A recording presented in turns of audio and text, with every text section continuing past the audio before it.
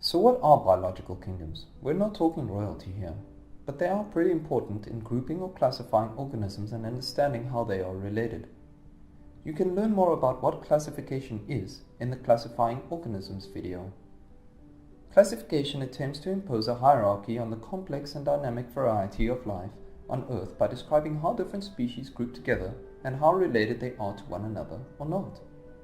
Kingdom is the second highest rank below the rank of domain in the sequence of classification. Remember that little rhyme from the Classifying Organisms video? Do keep ponds clean or frogs get sick? Or you might prefer this one. Definitely keep plucking chickens or face getting sacked. So now looking at how kingdoms are broken down.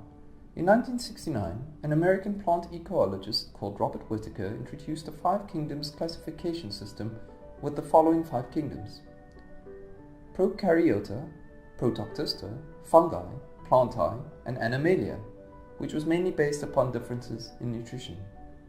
Each kingdom has characteristic features so that an organism can easily be assigned to one of the kingdoms. These characteristics are based on cell walls, whether they are eukaryotic, prokaryotic, and on the way they get nutrition. Starting with animals, also known as Animalia. They are eukaryotic, multicellular, and have no cell walls. They develop from blastocyst, which is part of the embryo development. They have both nervous and hormonal control system. They are heterotrophic, which means they eat stuff and have a digestive system. They are motile, which means they move. Cell division, which enables growth. This happens in the tissue. Plants or kingdom Plantae. They are eukaryotic and multicellular like animals. Unlike animals, they do have cell walls with cellulose in. They are autotrophic, which means they use photosynthesis to make their own energy from sunlight. Their growth is restricted to meristems, which is layers of dividing cells. They are non-motile, and they have a leaf gas exchange system and are waterproofed. The fungi kingdom are eukaryotes and can be multicellular like animals and plants, but could also be unicellular such as yeast. They have cell walls like plants but have a substance called chitin rather than cellulose. They are heterotrophic and saprotrophic, meaning they decompose, so they break things down, or are parasitic. The body of a fungus is composed of a thin filament called hypha.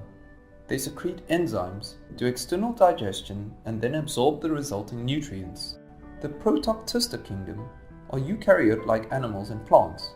They can be unicellular and multicellular, like the fungi. They have cell walls, sometimes with polysaccharides. They are autotrophic and heterotrophic. And finally, the Prokaryota kingdom. They are unicellular. They lack organelles that are seen in eukaryotes. They are typically really small, about 10 micrometers in size, much too small to see with the human eye. They have cell walls and are autotrophic, using photosynthesis and chemosynthesis without light, and are heterotrophic. They divide by binary fission, not mitosis. So from this video, you should know, kingdoms break down into 5 groups based upon different characteristics, including whether they have cell walls, are eukaryotic or prokaryotic, and how they get nutrition.